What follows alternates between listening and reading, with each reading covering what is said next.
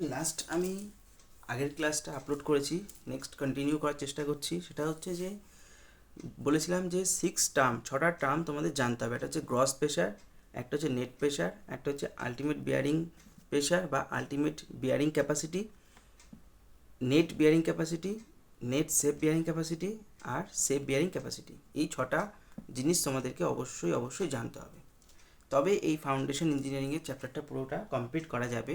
এবং এই 6টা জিনিস যদি তুমি না বুঝতে পারো, তাহলে তুমি এই ফাউন্ডেশন ইঞ্জিনিয়ারিংয়ের কোনো নলেজ তুমি গেন করতে পারবে না। খুব ইম্পর্টেন্ট এই 6টা টপিক, আমি খুব সুন্দর করে বোঝাবো।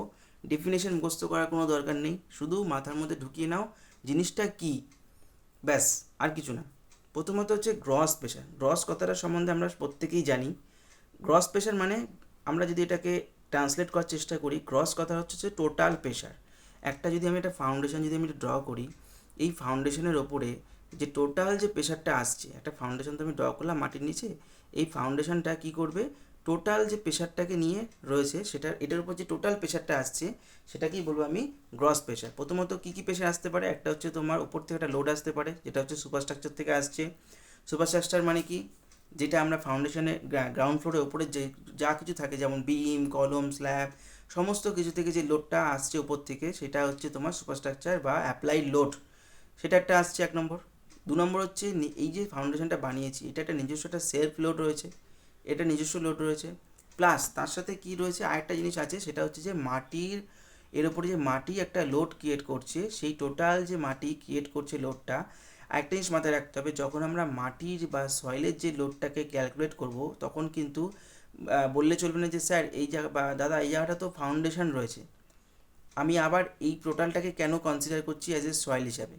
হ্যাঁ, কিন্তু এই জায়গাটাতেই তোমাদেরকে ধরতে হবে। আমরা সবসময় ম্যাক্সিমাম জিনিস নিয়ে আলোচনা, ম্যাক্সিমাম লোড ধরে চলবো, তাতে কী হবে, আমরা সেফ থাকবো।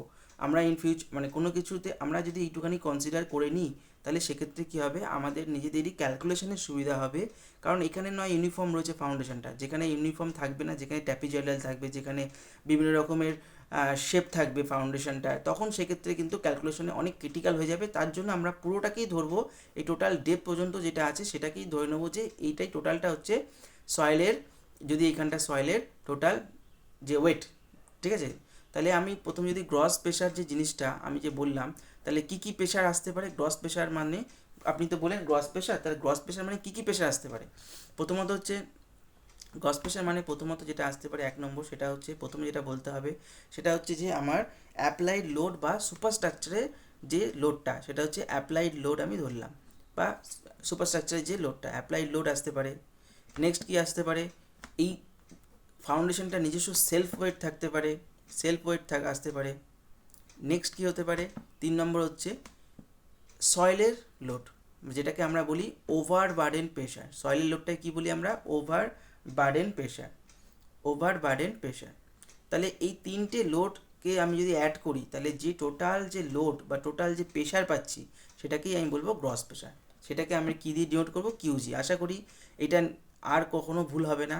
কিউজি মানে হচ্ছে গ্রস প্রেশার, যেটাকে আমরা বলবো টোটাল প্রেশার বা টোটাল লোডও বলতে পারি, যেটা হচ্ছে সুপারস্ট্রাকচার থেকে আসছে, ফাউন্ডেশন নিজস্ব যে সেলফ ওয়েট আছে সেখান থেকে আসছে, প্লাস তার সাথে সয়েলের যে টোটাল লোডটা আছে সেটাকে আমরা একসাথে যদি বলি, তাহলে সেটাকে বলবো আমরা গ্রস প্রেশার।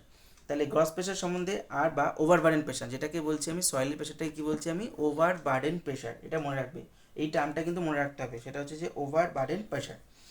তাহলে এটা নিয়ে আর কোনো কোশ্চেন থাকবে না, তাহলে গ্রস প্রেশার পুরোপুরি কমপ্লিট।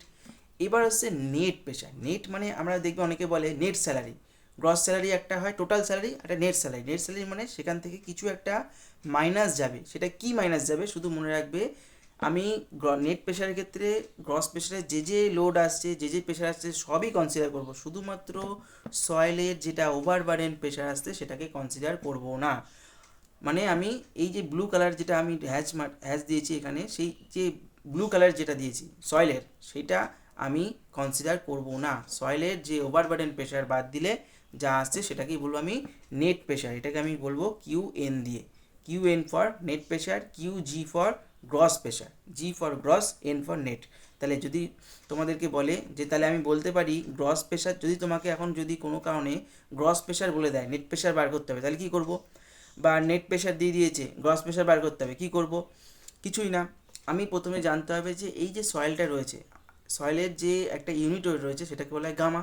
তাহলে গামা ইন্টু টোটাল যে ডেপথ, সেটাকে আমি যদি গুণ করি তাহলেই আমি টোটাল এখানে সয়েলের ওভারবার্ডেন প্রেশার পেয়ে যাব। গামা ইন্টু ডিএফ করলে পরেই আমি টোটাল ওভারবার্ডেন প্রেশার পেয়ে যাব। তাহলে ওভারবার্ডেন প্রেশার কী করে বার করব? গামা ইন্টু ডিএফ করব।